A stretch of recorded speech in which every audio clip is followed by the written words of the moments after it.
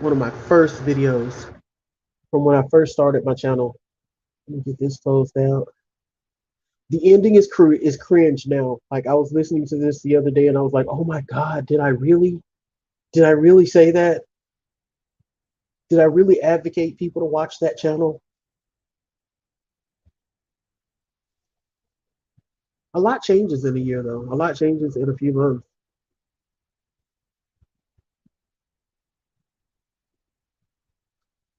Alrighty, load up.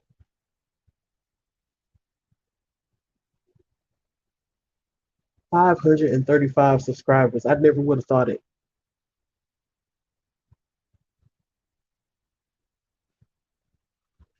There's PJ. Hey, girl. Hello. So Hey. sorry. Oh, you're good. You're good. Oh,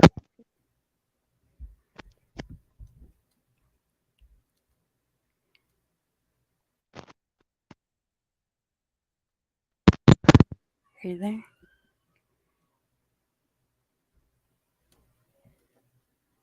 Oh, is Savage there?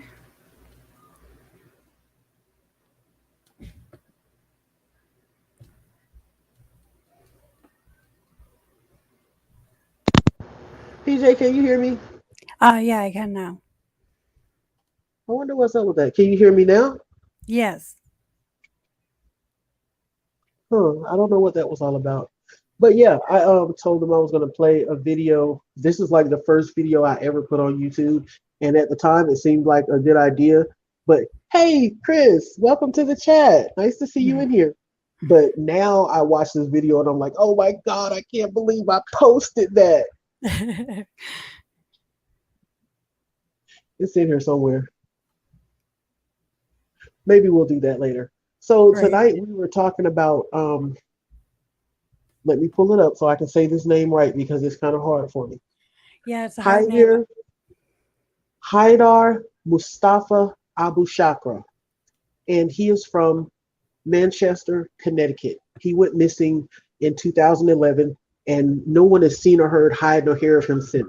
But this case has a lot of twists and turns in it, and a lot of really head scratching moments. So I really wanted to share this with you, and I brought PJ along because this is her area of the country.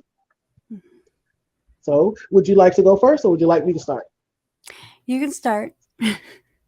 Okay, so let's get the basics in. I'm going to share this page so you can see his face. And there are several pictures here of him so you get a good idea of what he looks like with some weight on him and without some weight on him. And it's like different phases of his life because some of the pictures look like he's a little younger. Some of them look like he's a little older. Let's go ahead and look at a few of these pics real quick. I think this is going to be one where he's a little older because he's got that gray in the beard. I don't see any gray hair in this one, but he's kind of more heavy set. This looks like a younger pic, like maybe in his 20s. And this one, maybe in his 20s. Older pic, but without a beard, like an older guy without a beard. You see, he's got a little weight on him here, so I guess his weight kind of tends to fluctuate. You never really know. And this one, I want to say maybe he was in his late 20s, early 30s. And I noticed the distinctive shape of like his nose, and on the pictures where you can see his lip, the little cleft in the top of his lip is it's like has almost like perfect corners, which is kind of weird because most of us think of it as like a rounded off bow. But if you look in this picture, it looks like almost a perfect V. I kind of tend to notice like things that stand out to me in people's pictures because like okay, that's unique to them. If I ever see that, I'm maybe they'll cross my mind. Sure you can. You sure can. Hold on a second. I think that was the last thing I copied. Yep.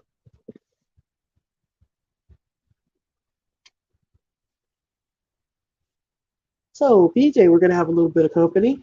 Uh, do you watch? Have you ever watched Chris Thorne's channel?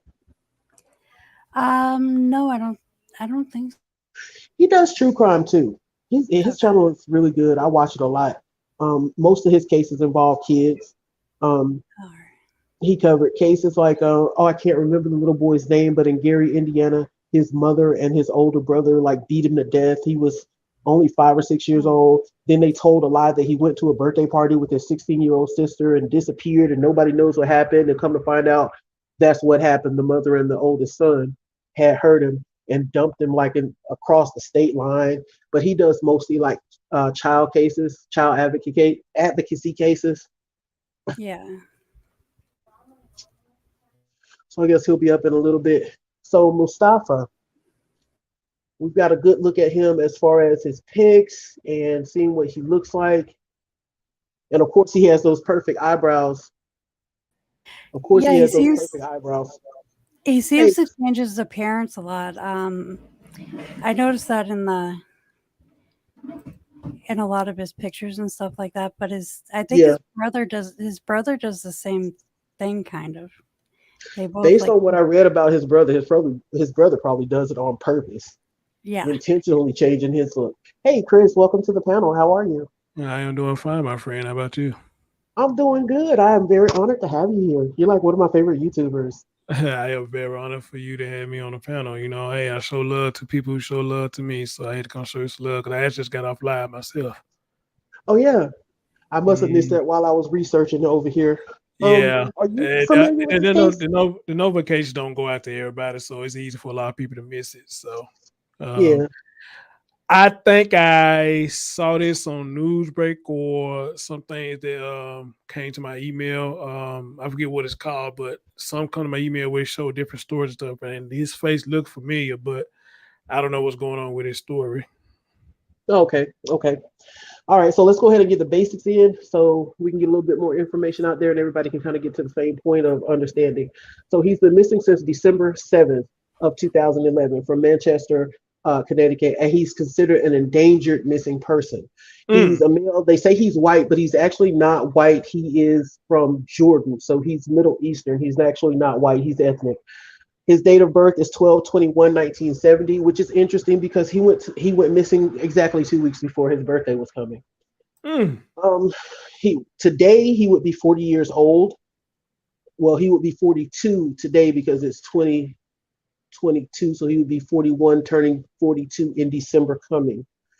He stands between 5'7" and 5'9", weighing between 180 and 205, and we see that his weight kind of fluctuates, so he could be on either end of the spectrum and possibly even a little heavier than that.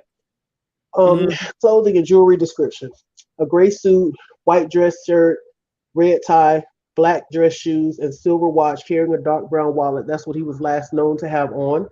And I wouldn't put much stock in kind of memorizing that just because it's been so long that he's been missing and the circumstances that he went missing under. I wouldn't mm, put much stock in those clothes even way back then. His associated vehicle is a Mercedes. However, the Mercedes is not missing. They actually found the Mercedes in the last place that he was known to be. okay. He has black hair, brown eyes, and his nickname is Harry. Now, Mm, Harry Abushaqra was last seen at the car dealership he owned in the 300 block of Main Street in Manchester, Connecticut on December 7th, 2011. He called his wife at 8:24 p.m. and said he'd been at a work meeting and he would be home by 9, so he would take her to the movies. He mm, never arrived home and never been heard from again. The next day, his mm, Mercedes was found in the car dealership parking lot. On mm, the day of his disappearance, Abu Shakr got into a dispute with some mechanics who were renting a garage from him. They had not paid rent, and that night they met with Abu Shakr to discuss this. Before he called his wife, Abu Shakr called his brother and asked him to come to the dealership because, quote, they're scaring me. The mechanics deny knowing anything about Abu Shakr's disappearance, but they have refused to take polygraph tests. Abu Shakra left behind 6 children, including a 1-year-old set of quadruplets. Authorities believe it's possible that he left the country to escape prosecution. He and his father had fraud charges pending against them, and his father had already fled to Jordan. The mm, circumstances of his disappearance are unclear. mm. I'm going to let you guys talk about this a little bit, but the first thing that stands out to me is I don't think that it's him fleeing the country because he has a wife who he obviously loves and 6 children. He was working hard to support them and take care of them. So for him to just suddenly abandon them like doesn't add up. If anything, he may have, if he was going to do that, then I could see him fleeing and then bringing his family to wherever he is later on, 6 months, a year down the line or whatever, but not just totally Well, disappearing on them for 11 years. you know my motto about stuff like this, even though I don't know about the case, but you know my motto, I always say, if it walks like a duck and talk like a duck, then 9 times Right. 10 it's a duck. You know what I'm saying? So it is the last two people that seen him, man. You said want to keep things, they probably give the whole thing away. They didn't pay their rent, so they want to Mm-hmm. have a discussion, and the discussion led to the disappearance. So now the polygraph test, you know, you can do a split down the middle with that, you know, because again, a lot of times, I guess depending on where you at, it's not admissible. So Yeah, them not taking a polygraph test, you know, that's kind of like a hit and miss to me. But however, though, I think with a lot of people, that's how some people prove their innocence. Like, yeah, hey, I'll take one. You know, I ain't got nothing to do with it. But we know how a lot of times this stuff turns out. People can say it with their mouth, but other languages will say different. So you may say you ain't nothing to do with it, but you take the polygraph test, the polygraph say different. But the crazy thing about it is, you know, it's just not admissible, you know, in a lot of places. So who to say if they lying or not, you know? So exactly. and I agree with you. Um, from the sounds of it, now just the sounds of it. People of his culture, you know what I'm saying, don't up and leave their family. At least I don't hear too much of it. They don't up and just leave their family like that. They want to come and get them, you know, and take them with them. So we can X that out as well. So whoever these mechanics is, you know, they need to be looked into deep and hard. It is an old case and it's being brought back up now, or it is just something that you took interest in. It's just something I took interest in. I was on the Charlie Project website and I saw this one. I was like, oh, okay, let me look into this a little bit. And it got interesting. I didn't even get to look at another case after I started reading this one. Yeah. Okay. Okay. So I'm sure you try to look up some updates to the story. What have you found out? Not a whole lot. We got some other stuff that we're going to go into. As a matter of fact, I'm going to send you some links while PJ tells what she's thinking about this part. Mm-hmm. I'll let PJ talk for a little while and I'll get you some links so you can catch up. All right. While reading the information, because you sent me a couple things with the mechanics thing and him texting his wife saying scaring me, they were scaring him. I do think something happened between that whole situation because, like, if we go further into the research, like they found, like later on, they found the keys and stuff like that. Mm, Um, mm. like I just kind of feel like there's something with those mechanics. I don't feel like he left the country or anything because of the fact that like he said, like Chris said, sorry for your name for a second. Mm. um with their culture, like they love, like they stay with their family and they're very like family oriented and stuff like that. If they were to flee the country, I really feel with him because he had his own business and he was doing really really good and stuff like that, that he would have taken his family with him if he did flee the country. Yeah. But I do know his brother was into some stuff, so I'm not like, I don't think he was into the stuff with his brother, but I really think there's something with those mechanics though. That's Right. what's really hitting me with the mechanics.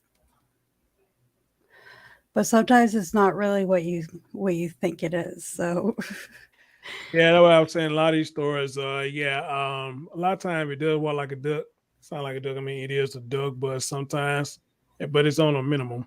People right. could be wrong, you know. It's all the way twisted, you know. So, you know, Okay. we I just got never that know. sent to you. It's big CDT, right? Yeah. Okay. It's on the list. You should have it now. Okay, yeah, so further on down the line, yeah, the police ended up doing searches at the shop that he had to the mechanics. It was Wait a searched minute. Wait, you several sent it to my times email? You sent it to by my email? multiple agencies. I'm sorry? You sent it to my email? Yeah, bigcdt@gmail.com. Did you put at gmail.com? Uh-huh. Mm, maybe it's taking this precious time, but I haven't gotten it yet. Let me click back over that real quick. Yeah, I sent it. Okay, maybe just taking the time. I'll see it when it comes through. But go ahead. Hold on a second. Come on.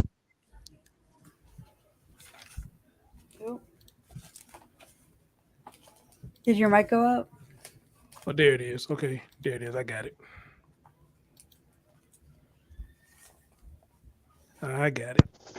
Okay. Make sure it got sent. Baby, I'm live right now. Can you come back later? All right. I love you.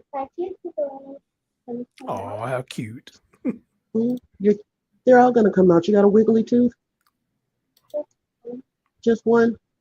All right. Go tell your mom about your wiggly tooth and come back and hang out with me later, okay? All right. My babies, though they love to hang out with me. Bubby just took over my room. This is not my room no more. This is our room. Mm-hmm. Okay. Yeah, Sabs, well, I got your email there, and you got it. Okay. Yeah, I'm gonna check out this when I get set at work because I got to go in a little later. It's 7:18 my time, so I don't know what time it is on your end. Same time for me. Okay, I'm about to go take me a quick power nap so I get ready for tonight. It's 8:00 here. But dear, thank you so much for letting me up. I really appreciate it. Thank you for coming nice on. meeting you. I'll probably check out your channel. No problem. Thank y'all. Y'all have a good night. You too. All right. So yeah, the police did search the garage. Multiple different law enforcement agencies searched the garage several times after he went missing. Nobody found these keys. And then suddenly the mechanics come up with the keys. Now there is a slight possibility that the keys were there and the police just overlooked them, depending on how much and what type of work the mechanics were doing, what type of vehicles they were working on. If they're working on high-end vehicles, think about it like this. When you've got your key ring in your hand and you go to your door, you recognize your door key when you look at the key because you recognize it out of the ones that are on your key ring, right? Yeah. But what if I took 50 different door keys and laid them out in front of you and said, pick yours? You probably wouldn't be able to pick your key out of all those 50 keys because they all look so much alike. Right. So maybe in their looking, they overlooked it. Depending on what kind of car, if these mechanics were dealing with high-end vehicles like Mercedes and BMWs or what have you, it's possible it could have been there and they just missed it. Right. So I don't know. And it made me think of, God, what's his name? Avery. The guy that Netflix did the Making a Murder thing on. Oh, yeah. Because they searched his house so many times, searched and found nothing. Then suddenly they searched his house and found the woman's car keys and found blood and found, you know what I'm saying? Jeez, yeah, I know. Personally, I don't think he left the country. Yeah, I don't think he would leave his family. Yeah, I don't think he's in hiding. I think it is between either the mechanics did something to him or the feds have him in witness protection. Yeah. Because that was federal cases that he had. He was out on almost $750,000 bond. $730,000 bond is what he was out on at the time he disappeared. So these weren't petty write-a-bad check fraud charges. He was like selling loaner cars. People were loaning him cars for some kind of way, and he was selling them, keeping all the money, and not reimbursing the people whose car he sold. Oh, Jesus. I'm not sure exactly how that works out. That's pretty much verbatim what the thing said. Mm-hmm. So yeah, he was doing some big stuff. Yeah. Trying to make some money. Yeah, trying to make too much money apparently. Right. and he did have financial issues. Now the garage that the mechanics were renting from him was his car dealership, but his car dealership just basically imploded. After he got arrested on his initial charges, his car dealership imploded. Yeah, that was a done deal. And so what he did was he started renting the garage out to these mechanics. I guess trying to make the building still make money. Uh-huh.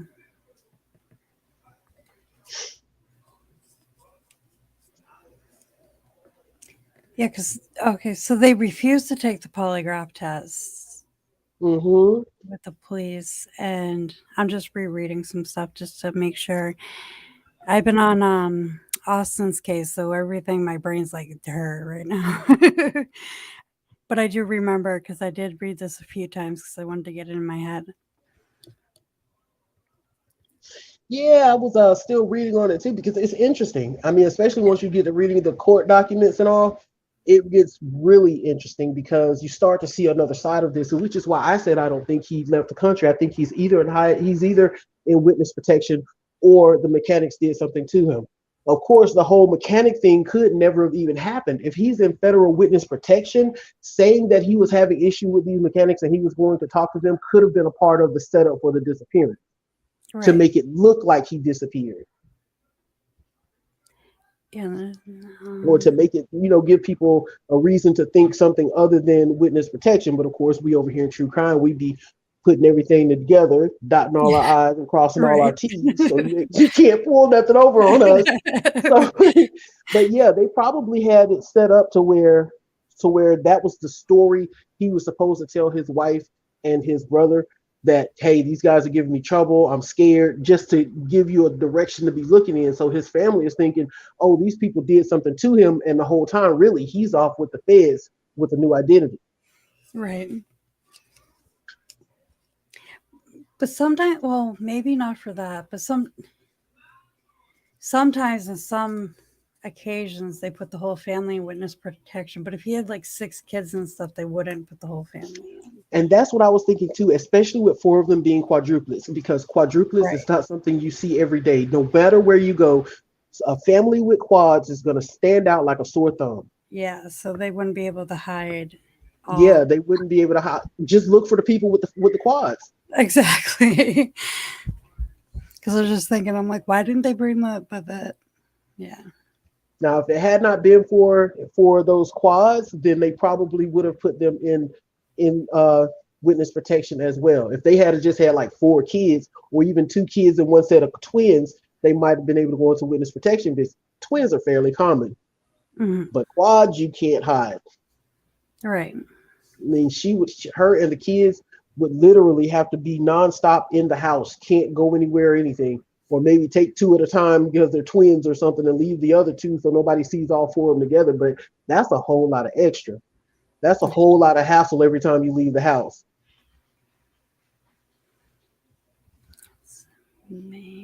So I don't know, but I really am thinking that it's witness protection.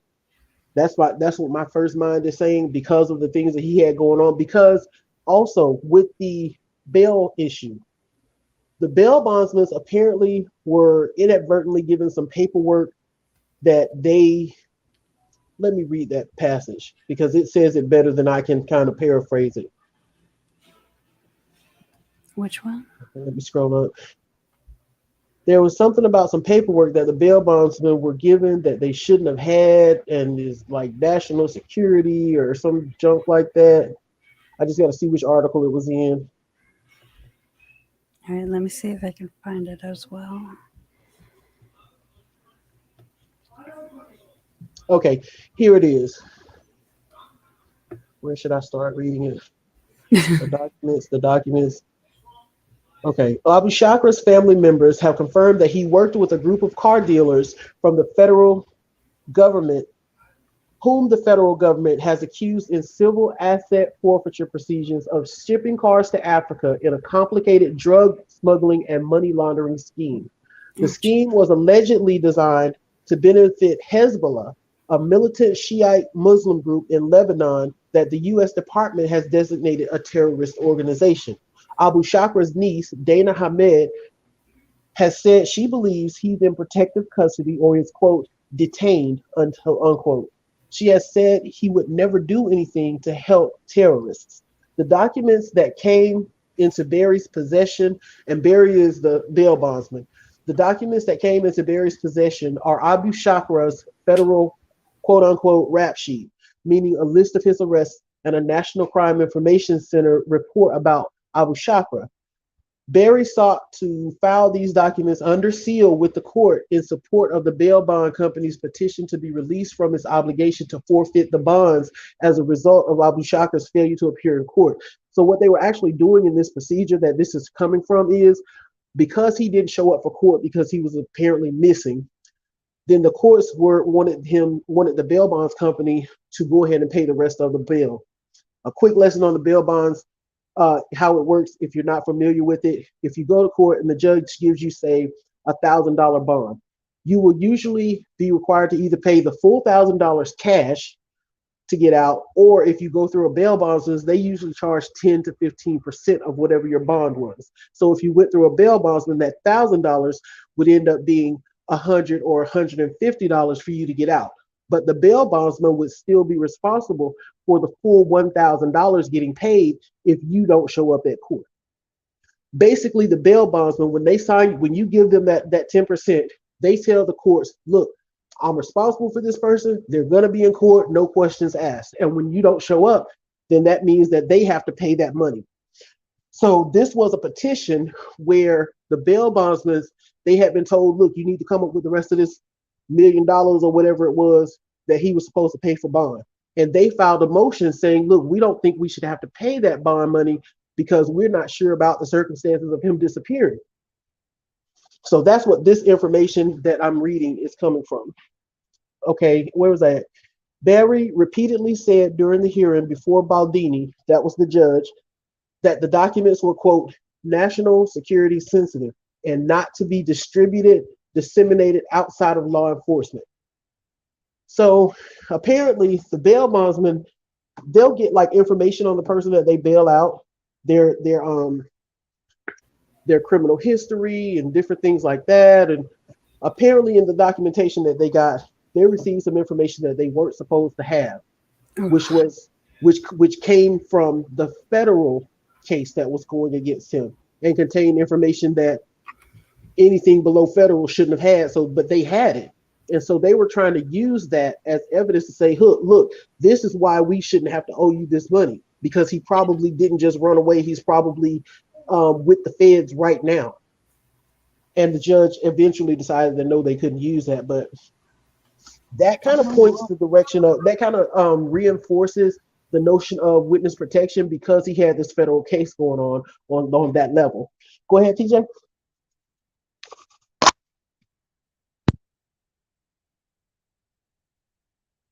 TJ, you there? Yep. 1 second. My daughter just asked me a question real quick. Okay. Yeah, see, y'all know me. I get to talking and I could just talk once I get to talking. But moving on down toward the end of the documents. You're fine.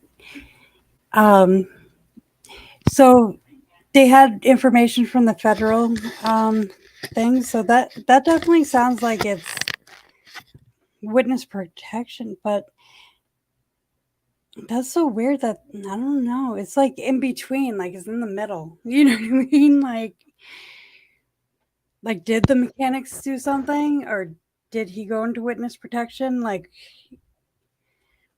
yeah, it does definitely raise some more questions. To me, the federal stuff just tends to lean more toward witness protection because they're suggesting like high level terrorist connections. The Hezbollah is not some small little neighborhood group of skinheads. This is right. This is like on Al Qaeda and Taliban level when you're talking about Hezbollah.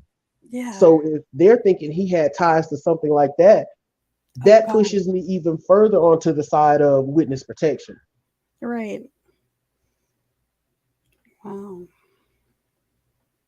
Yeah, that's really odd. Mostly with the bails bondsman like finding like that information, because they wouldn't find that information. Now it makes me want to like sit here and dig. Yeah, somebody dropped the ball. For him to get that information, somebody dropped the ball because actually the attorney that filed the petition in court concerning the bond forfeiture was so, I want to say, scared of the contents of these documents that he didn't even provide the prosecution a copy of them. Usually if one side files something in court, like they filed this, they would be required to provide the courts and the prosecution copies of whatever paperwork goes along with this motion. But the bail bonds attorney was so afraid of the contents of this that he didn't even provide it to the courts when he filed. He filed the motion. He didn't give the paperwork to the court or to the prosecutor. It was pretty much, look, here's this motion. I'll let you see it when we get there. There's definitely something in there that. Yeah. So if he was afraid to even put it into motion, then it has to be something a whole lot deeper than just, oh, this guy was stealing cars and selling them or something, you know? Makes me want to keep digging. Yeah, this case definitely deserves digging into. The other thing I want to share is from Reddit. And this thread I found really interesting. And I kept going on all the little links that they had, and then I went into a huge rabbit hole. Yeah, it'll take you into a rabbit hole for sure. This one will. Because of the wording on this one. Okay. Missing in Connecticut, Haidar Mustafa Abushaqra. I'm just going to read the whole post. Oh, go ahead. Hello, longtime lurker. I have always been fascinated by unsolved mysteries, but in the last 10 years, my focus has been on missing people. I decided to create a series of posts about people missing from Connecticut, according to the Charlie Project. List here, and there's a link that you can click on. I'll also make sure I link all this stuff in the description of this video if anybody wants to go down this rabbit hole for themselves. It's a very interesting rabbit hole. As a distraction from grad school, if everything goes well, I plan to post once a week on Wednesdays. I did a ton of research on this case. I will only cite the Charlie Project below for my own ease, but if any specific sources are needed, let me know. I will also be able to answer any questions you have about the area this occurred in. I lived all over Connecticut my whole life. I've been following the list alphabetically, so let's begin with Haidar Mustafa Abushaqra, who also went by Harry. Harry was born on December 21st, 1970. Various sources state that he was between 5'6" and 5'9", and that he weighed between 180 and 205. He had black hair and brown eyes and had no known distinctive markings, so no tattoos, no piercings, no birthmarks, any of that stuff. His dental, fingerprint, and DNA information are on file according to NamUs. He went missing on December 7th, 2011 from Manchester, Connecticut. Isn't that where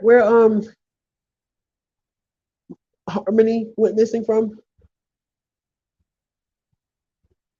Okay. Harry's brother, Bakir Abushaqra, said of his disappearance, I want to appeal to every father, every mother. Whoever knows where he is, please call the police. Harry's niece, Dana Hamed, wrote on Facebook page for his disappearance on 6/30/16, and that's one of the last posts on the Facebook page. I'm going to show that too, but nobody's written on there since 2016. I haven't posted in a while, not because I don't want to, but because every time I come across this page, my heart breaks a little bit more. Because every time I think about, here comes Bubby.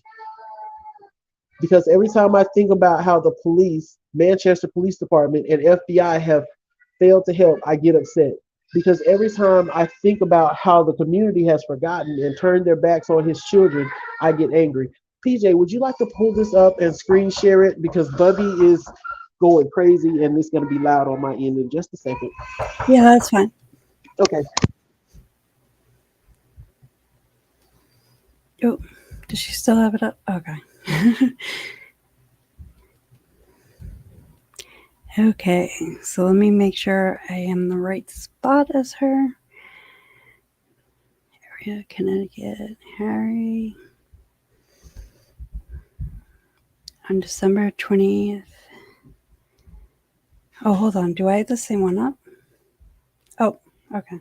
You have the Reddit post up? That's what I was making sure I had the same one, and I do. Sorry. Okay, here we go. My Bubby is having a meltdown over here. Oh, it's all right. Oh. You okay? Right. I shared it. All right, just let me have put it up. You just have to hit the button. There. Oh. Oh wait. There we go. Yep. Okay. Which paragraph? I just finished reading the one that starts his niece Dana Hamed. Start at Harry was the father of 6 children. Okay. Harry was the father of 6 children, including quadruplets, who were one at the time of his disappearance. The family received media attention when they were born because they were the first set of multiples of the size. Hold on. The size born of UConn Health Center. Size born at UConn Health Center in about 12 years. Wow. So they made a record. Harry previously owned a car dealership in the 300 block of Main Street in Manchester. The dealership folded in June of 2011 because of Harry's financial struggles and criminal charges pending against him. He had begun renting the garage out to mechanics for income at the time of his disappearance. Both Harry and his father faced charges for fraud. They were accused of borrowing cars, selling them, and not giving any of the profits to the lenders. They were also associated with a group of car dealers that the federal government accused of in supporting Hezbollah, a militant Shiite Muslim group that the federal government recognizes as a terrorist association. The car dealership supposedly did this by shipping cars to Africa in a drug smuggling and money laundering scheme. By the time of Harry's disappearance, his father had already fled America to Jordan to avoid the charges. Harry's niece, Dana, claims her uncle would never be involved in terrorism. At the time of Harry's disappearance, he was out on a $730,000 bail for 6 felony charges. They included 3 first-degree larceny charges.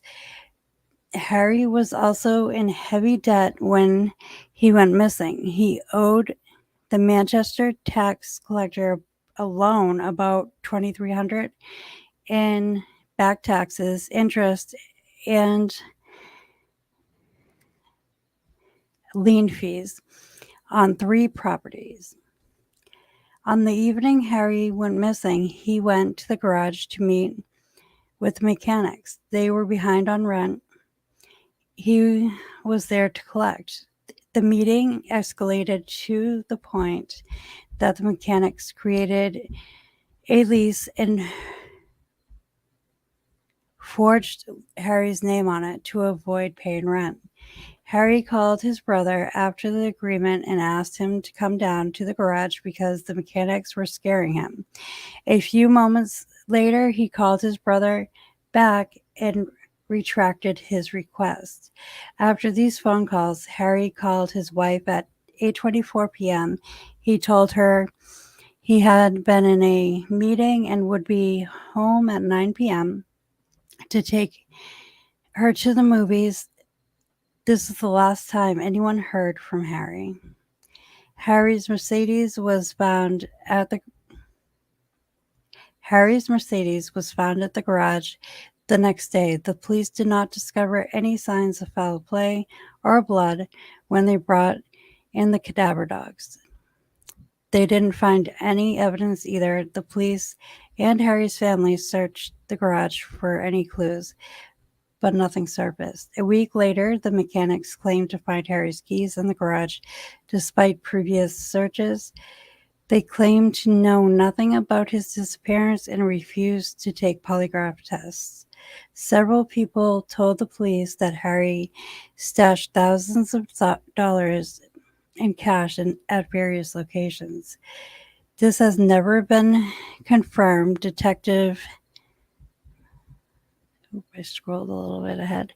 Max Cohen confirmed that Harry had acquired 2 uncirculated Connecticut license plates several days before he disappeared. Police are not sure what he intended to do with them. Police currently believe that Harry has fled the country due to the criminal charges and financial struggles. His family has hired 2 private investigators and has filed suit against several newspapers who they feel reported false information about Harry after his disappearance. Abushaqra's niece believes. I can never say that name. I like guess I'm like Abushaqra. All right, I got it. Abushaqra's niece believes that he is in protective custody or has been detained because of the government suspects he is associated with because the government suspects he is associated with terrorism. His family currently has a GoFundMe page for support with basic bills to provide for his surviving wife and children. And I looked at that. In this whole 12 years, 11 years, that GoFundMe has only raised a little over $1,500. His family currently has a GoFundMe on the page to support with basic bills to provide for his surviving family and children. His wife writes that if she could give her husband one last message, it would be, "We're all waiting for him. His kids are waiting for him." She has stated she would pay any reward necessary to get him back. When the government sought to collect Abushaqra's bond from the bail bond company, the company's lawyer cited national security to keep all associated documents with the case sealed. The documents supposedly included Harry's FBI rap sheet and National Crime Center report about them. It is unknown if it was true or if the documents refer to someone with the same name. The lawyer did not seek review of motion for denial in this case, and his request was dismissed by an appellate court. His company was responsible for the remaining bail they had not paid. So, wait a minute, does this go with that? Oh yeah. The individual detailed therein, let's see, found records of who they believe to be Harry's brother. Okay, so somebody found this and they think this is his brother. Let me open this up real quick and see what they're talking about before I put it over there. Okay, this is whether resident pleads guilty to federal gun charge. Okay, so they believe his brother's name is Mahmoud Mustafa Abushaqra, also known as Mike, 28, and a citizen of Jordan, last residing in Weatherfield. And apparently this person pleaded guilty before the United States District Judge in Bridgeport to 1 count of possession of a firearm with a removed or obliterated serial number. And according to documents and statements made in court, law enforcement officers traveled to a motel on the Berlin Turnpike in Wethersfield. Is that in Connecticut or Massachusetts or somewhere? That's in Connecticut. Okay. All right. So the Berlin Turnpike in Wethersfield, after receiving a report that an individual in possession of a firearm was selling drugs from his motel room. A search of the room revealed narcotics and assorted ammunition. A subsequent search of Abushaqra's vehicle revealed a Sturm Ruger model SR-40, a 40 caliber semi-automatic pistol with an obliterated serial number. Abushaqra was arrested at the time. That kind of, I don't know. Selling drugs out of a hotel room doesn't seem like something that would be associated with this family. I mean, they're doing car dealerships and stuff. If they were selling drugs, to me, it seems like none of them would be on the street level selling dope out of a hotel. They would have people selling dope out of a hotel, or actually they would probably be supplying the people who supply the people that sell out of the hotel. But they wouldn't be doing it themselves, especially not with dirty guns. Right, that's what, because I was reading that while you were reading before, and I was like, it could be, but I think they would be like probably the people, they would have their drug dealers, like not, they wouldn't do them themselves, and they would have their gun dealer, you know what I mean? Like, I don't know. Yeah, because I mean, anybody that knows anything about the real street, the way stuff works on the street and not the way it works on TV is people that own car dealerships do not have brothers and sisters selling dope out of hotel rooms. People that own car dealerships, them and their siblings or whoever, their organization, close people that are close to them, they're going to be the ones that's actually getting it from the overseas supplier and distributing it over here a couple of tiers up. They're not going to be street level. They're not hustling on the corner. They're not selling out a hotel room. You don't have their pager number. Homeboy on the court. Doughboy can't just pick up the phone. I'm calling Chakra, dude. No, it's not like that. Hey, BTM. It's nothing like that. So I don't think that would be his brother. And if it is, then his brother must be like an outcast with a dope problem or something like that. Right. And not being funny, but that's just the way it goes. These people do not. I know. These kind of people don't. You sound like how I used to talk when I lived in Massachusetts. That's why I'm laughing. Yeah, I mean, it just defies common sense. That can't be his brother unless his brother has a drug problem. Or his brother is like the outcast in the family. He just got to get it how he lives because they not helping him or supporting him. Okay, so the individual detailed therein was caught with a gun that had the serial numbers rubbed off, so probably stolen, and selling drugs out of a motel in Bridgeport. It certainly is an interesting family. Did Harry follow in his father's footsteps and flee the country to Jordan? If so, does his family know? If he was involved in some illegal activity, has he continued pursuing it elsewhere? Did the pressure of having 6 young children, including 4 one-year-olds, push Harry to the edge? I see, baby, you got your iPad. The mechanics add an interesting twist to the case that otherwise may seem simple. Did they happen to argue with Harry right before he went missing as a coincidence? Did he see the argument as a good time to flee and as providing a potential red herring? Were the keys missed or placed on the scene at a later date? Were the license plates associated with his previous car business, or were they part of some plan to escape? What are your thoughts? Another thing about those license plates, I don't really understand what uncirculated license plates means, because license plates, when I think circulation, I think of like how money circulates. You have uncirculated bills that have never been like out in the flow of things. They've always been in a vault somewhere. But uncirculated license plates, because you don't pass those around. No, I think they probably got them illegally. Like they're probably not registered at the DMV. Okay. Well, I should say that makes sense. Brand new plates, but never actually been issued to anybody. Just right. Okay. So that way, if they're driving around and they run the plates, they don't. They're not registered to anybody. Yeah. All right, I'm gonna show the Facebook page. Like I said, nobody's posted on here in like 6 years. So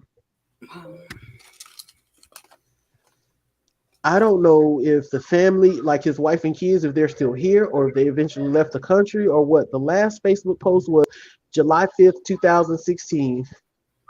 It says, "Hello all. As you know, Haidar has been missing for 4.5 years now. Many tell us to just give up and assume the worst. However, we are praying for the best. Ed is coming. So Ed Mubarak, I can't pronounce that. From the Abushaqra family. We ask that if you have yet to make use of zakat this year, to consider making it to the 6 kids zakat fund. If you are not able, please share this post. We are 1/5 of the way to our goal, and for each donation, we will be sending out a reward. This money is going to the family to help with expenses such as bills and rent. Thank all of you that have already made such generous donations. Bills and rent. The man owned a car dealership but didn't own a house. Right? Is that what I'm supposed to hear out of that?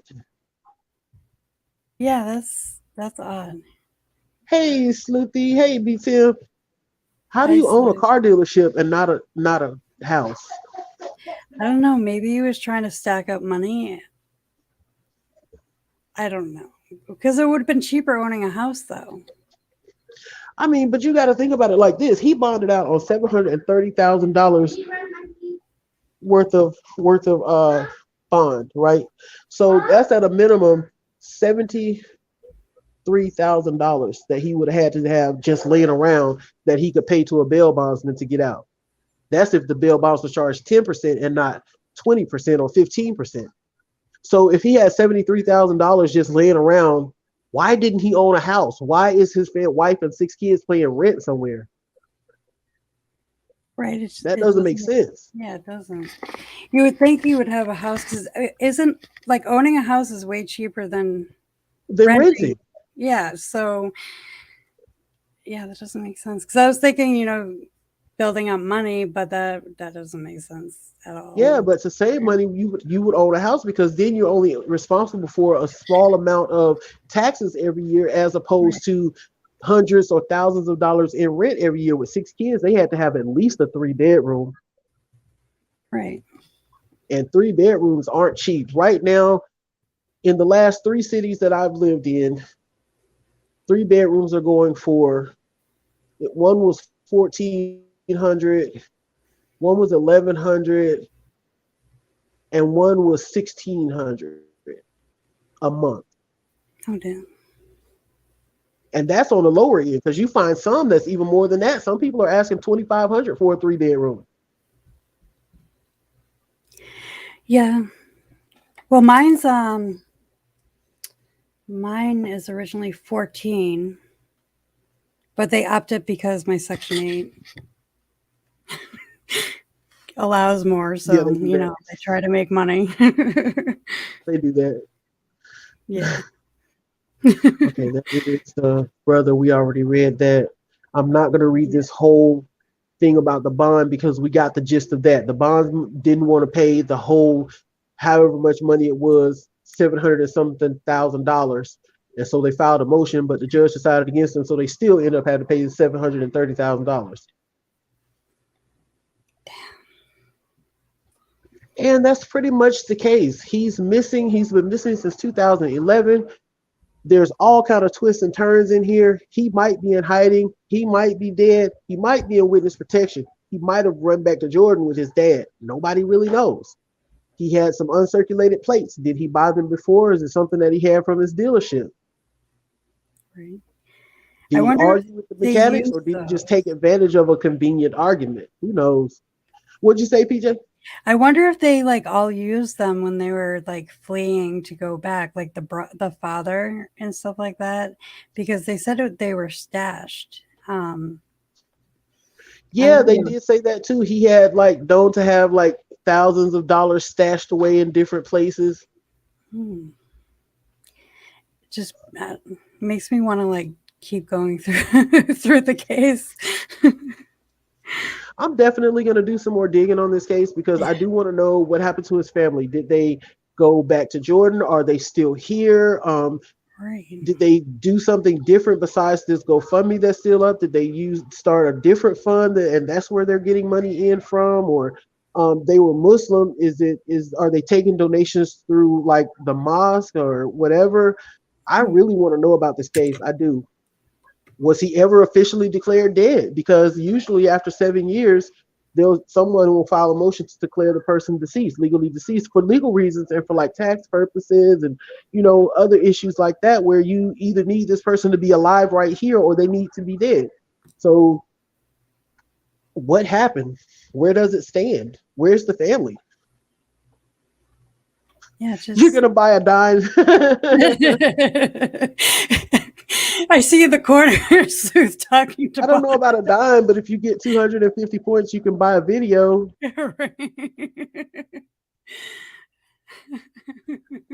All right, guys, we've been on here for about an hour. I think we've discussed this case well. PJ, thank you so much for coming up. I really enjoyed having you over here. Anytime I come across a case in your neck of the woods, I will drop you a line. Oh, sweet. I had fun. Thank you. All right, and everybody who's watching, please take your time to go over to PJ's channel. It is called Lighting the Way Home for the Vanished. Like, share, subscribe. She really needs some more subscribers getting in there. She does some really good cases. What are you doing this week? This week, I'm doing a lot of I'm trying to, like, the colder cases with the missing, and I've been doing Austin's case a lot, but I'm trying to get a lot of the colder cases out there this week. All right. So I will be coming over there watching some of your videos too. All right, everybody. Good night. Thanks for joining. Love Good you all. night. Goodbye. Bye.